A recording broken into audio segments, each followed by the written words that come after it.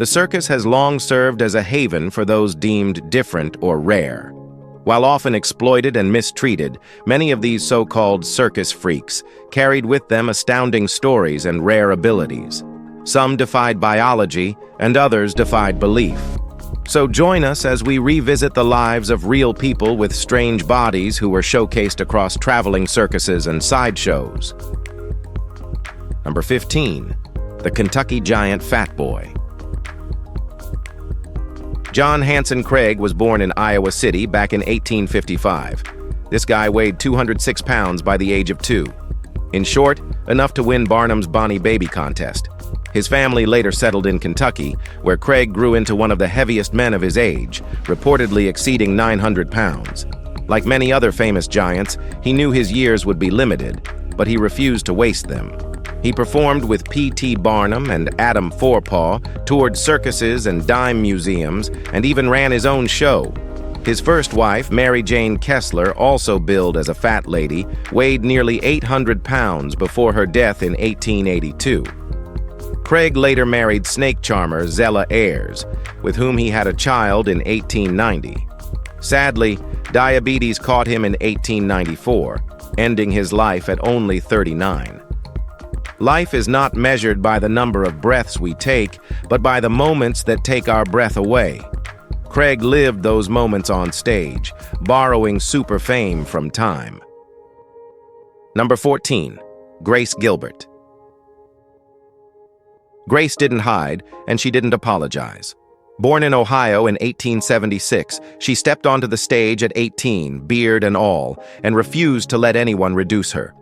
By 1901, her beard stretched 18 inches, the longest of any bearded lady in her era. She performed with Ringling, Barnum, Hagenbeck, Wallace. Named the Circus, she was there. Off stage, she hauled gear beside the men, proving she was more than a sideshow feature. In 1910, she married, and rumor spread that the minister mistook her for the groom, a story that became carnival legend. At one point, she bleached her beard, touring as the girl with the golden whiskers, though the upkeep proved exhausting. Marriage briefly pulled her away, but by 1916, she was back at Coney Island. Grace died in 1924, remembered not quietly, but boldly. "Fortune favors the brave," Virgil wrote, and Grace embodied that, living fiercely, bearded, and utterly in command of her space. Number 13. Carl Norwood. Carl never asked for the names the world gave him. Frog Boy, among the cruelest. Born with a rare condition that twisted his body and shortened his limbs, he walked unevenly but carried a spine of steel. As a teenager, he joined the sideshows, teaming with Dick Hilburn, the quarterman. Together, they faced gawking crowds, turning mockery into survival. After Hilburn's death, Carl carried on, first managed by Hilburn's widow, then with Ward Hall's show. He didn't perform stunts or tricks, he simply stood, a living reminder of endurance. "Sometimes presence is enough," an old carny once said, and Carl proved it daily. The money was thin, the tents rough, but he showed up until the lights dimmed. He died at 37 in Atlanta, quietly and without headlines. Forgotten by many, remembered by those who watched him stand, Carl's story lingers as one of countless performers who turned pain into presence, refusing to vanish into silence. Number 12. Joan Wisnant. Joan Wisnant entered life without arms, but never without determination. Her parents insisted she master every task others could, using only her feet. By childhood, she could handle utensils, embroider, turn pages, brush her hair, and even wash dishes with nimble grace. They refused sideshow exploitation, shielding her from being marketed as a curiosity. Still, Joan found her own platform. She learned to play guitar with her feet, performing publicly at state fairs and Ripley's Believe It or Not auditorium as a teenager. Audiences marveled not at novelty, but at music, genuine, soulful, and played with dignity. She lived quietly, carrying her artistry into adulthood. Joan died in 1998, remembered for more than her missing arms. "It is not length of life, but depth of life," wrote Emerson. And Joan's depth lay in her ability to transform limitation into expression. Her legacy was not spectacle or entertainment, but music, willpower, and grace. Number 11.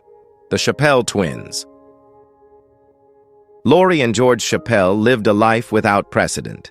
Born in Pennsylvania in 1961, conjoined at the forehead and facing opposite directions, they built wholly separate identities. Laurie worked at a hospital, while George, born Dory and later transitioning, pursued country music. Though spina bifida left his legs unusable, George performed seated on a stool Laurie pulled behind her. His voice carried him onto stages, into the film Stuck on You, and even alongside the Farrelly brothers. For their first 24 years, they were confined in a state institution, mislabeled as intellectually disabled, until they proved everyone wrong. They spoke for themselves on Maury, Howard Stern, and even starred in an episode of Nip Tuck. They lived to 62, the longest surviving conjoined twins ever recorded. "We must be our own before we can be another's." Well, this line fits perfectly here. Laurie and George lived that truth. Resilient, defiant, and inseparable, not by tragedy, but by a life claimed on their own terms and choices. Number 10. Stella the Bearded Lady. Betty McGregor's secret was 6 shaves a day until she grew too weary of razors. In her 30s, she stopped hiding and stepped into the lights as Stella the Bearded Lady. What once embarrassed her became her stage. She toured with Ringling Brothers, Barnum and Bailey, and later Ward Hall's shows during the war years. Audiences watched not with pity, but with fascination. Her beard was part of her, not her definition. Before circus life, she had been a school teacher and nurse, living quietly while trying to pass as ordinary. When shaving drained her more than stares, she embraced her difference.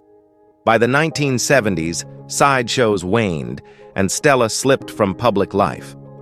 In her later years, she disguised herself as a man, working as an accountant. She died in 1977, remembered simply as Betty. "The privilege of a lifetime is being who you are," wrote Campbell, and Betty proved it, choosing honesty over concealment until the end. Number 9. Laurette Fulkerson. Laurette Fulkerson turned skin into canvas long before tattoos were fashionable. Born in 1915, she covered 90% of her body in ink, building a life as a tattooed lady. She toured with Ringling Brothers, Hubert's Museum, and Hall and Christ, standing beneath banners that read simply, "Tattooed Lady." For her, body art wasn't rebellion, it was armor. "Every scar tells a story, every tattoo adds a chapter," one admirer wrote, and Laurette carried chapters from crown to heel. Once the main act, she later became a relic of fading sideshows, but she kept going. Even when curiosity waned, she wore her tattoos like regalia, defiant and proud. Nicknamed the last tattooed lady, she outlasted gawkers, exploitation, and the freak show age itself. When she died in 2007 at 92, she took an era with her. Laurette didn't just display ink, she embodied it. Her life remains etched as a testament to grit, artistry, and refusing to disappear quietly. Number 8. The World's Largest Moose. Jack Happy. Eckhart was a man who carried scale from birth. He weighed 19 pounds as a newborn. By age 10, he was already 265 and working under P.T. Barnum. Later, he branded himself as the world's largest moose, sometimes the elk, cleverly tying into America's lodge culture. At his peak, Eckhart weighed 739 pounds, but unlike others of his category, he wasn't just a spectacle. Photographs show him grinning in toga-style portraits, posing with a confidence that suggested he understood exactly what he was selling. Touring for decades, he turned size into a livelihood, though it was also a burden. Unlike many, he lived past 60, only to die in 1937 when a truck crushed his car. His coffin was 6 times larger than average, a final echo of his extraordinary proportions. "When you live large, you don't leave quietly," one obituary noted. Jack proved that, carrying humor, weight, and humanity into circus lore, he was a real legend. Number 7. Piramal Sammy. Piramal Sammy, billed as the double-bodied Hindu enigma, was born in India in 1888 with a parasitic twin fused to his chest. For showmanship, the undeveloped body was dressed as a girl and promoted as Piramal and Sammy. Unsurprisingly, audiences rarely knew the truth. Early on, he toured with his cousin, Subramanian Munsamy, a little person, alongside 2 performers cruelly labeled as pinheads, Gondia and Apexia. From about 1900 to 1915, he traveled with the Ringling Brothers sideshow, attracting curiosity and ridicule in equal measure. Yet accounts suggest Piramal disliked America deeply, enduring cultural alienation and relentless exploitation. He returned to India as soon as he could, vanishing from records after. His life reflects how circuses twisted hardship into profit, fabricating stories to sell tickets. "Men are not punished for their sins, but by them," wrote Elbert Hubbard, and Piramal's suffering was not of his choosing. His reluctant career remains one of sideshow history's most haunting and creepy examples. Number 6. Johan Peterson. Johan lived an ordinary childhood until, at 15, his body surged into extraordinary growth. He eventually reached 7 feet 8 inches, though he often claimed to be taller. In 1934, he moved to Denmark and began performing across Europe, frequently paired with dwarves to heighten contrast. During World War II, stranded in Copenhagen, he worked in a shipyard until the war's end. In 1948, he immigrated to America and joined the Ringling Brothers sideshow. At first, he performed in a top hat and tuxedo, later adopting Viking garb and billing himself as the Viking Giant. His career proved lucrative, and he saved a modest fortune. In 1950, he appeared in the film Prehistoric Women. Retiring to Gibsonton in the 1960s, he occasionally re-emerged, including an appearance at the Smithsonian in 1973. He died in 1984, his huge frame undone by a simple fall. "Pride goes before a fall," Proverbs warns, and Johan's life closed with cruel irony. Number 5. Angus MacAskill. Angus MacAskill, called the Nova Scotia Giant, earned renown as one of history's strongest men. Born in Scotland in 1825, he grew up on Cape Breton Island, Nova Scotia. Small as a child, at 15 he underwent a dramatic growth spurt, reaching 7 feet 9 inches and weighing 425 pounds. His proportions amazed: hands 12 inches wide, chest 50 inches across, boots 18 inches long. Unlike many giants, Angus had no illness, only staggering natural strength. He lifted anchors weighing over 2,000 pounds, hauled loaded carts, and crushed challengers in feats of power. In 1849, P.T. Barnum paired him with Tom Thumb as the tallest and the smallest, thrilling crowds when Thumb perched in his palm or disappeared inside his coat. Though reluctant, Angus became legendary worldwide. He died in 1863 at 38, mourned as a gentle giant. "Strength does not come from physical capacity, it comes from an indomitable will," said Gandhi, and Angus embodied both. All right, now, let's head over to Number 4. Betty Lou Williams. While freak shows are often remembered as exploitation, some performers reshaped them into an opportunity. Betty carried a parasitic twin, its head embedded in her abdomen, with limbs protruding from her torso. Raised on a struggling farm with 12 children, her family allowed her to be exhibited by age 1. At 2, Ripley discovered her, and her career soared. As a child, she earned $250 a week when families survived on $30.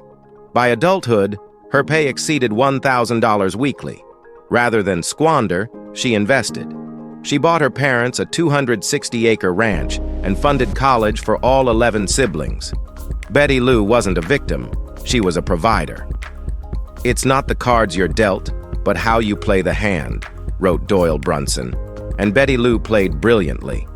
Her condition made her unusual, but her decisions made her remarkable. In a world eager to exploit, she rewrote the script with strength, independence, and care, not CHATGPT.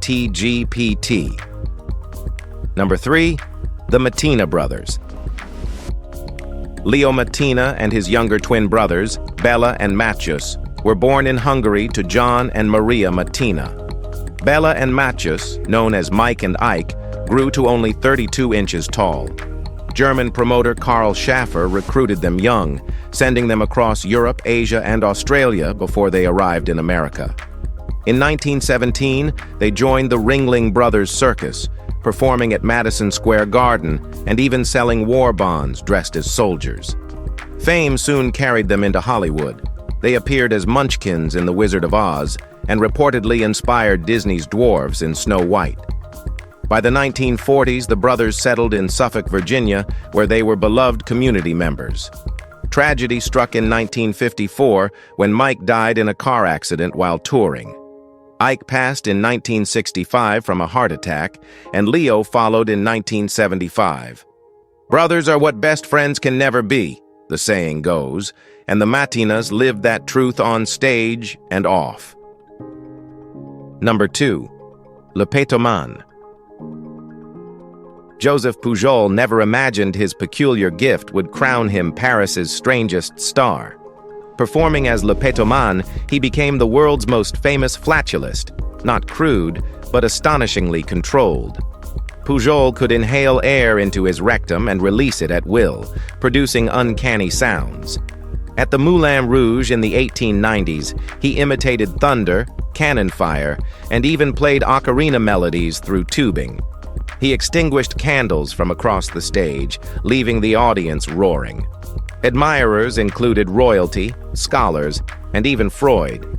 After disputes with Moulin Rouge management, he opened his own theater, blending comedy and music with his bizarre talent.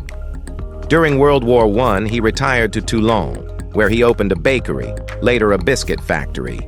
He died in 1945 at 88. "Genius is the recovery of childhood at will," wrote Baudelaire, and Pujol recovered absurd joy nightly. Le Pétoman transformed gas into art, absurdity into legend, proving laughter could be as powerful as spectacle itself. Number 1, Frida Pushnik. Frida Pushnik was born without arms or legs, save for a small stump on her left side, but what she lacked in form, she overflowed with astonishing ability.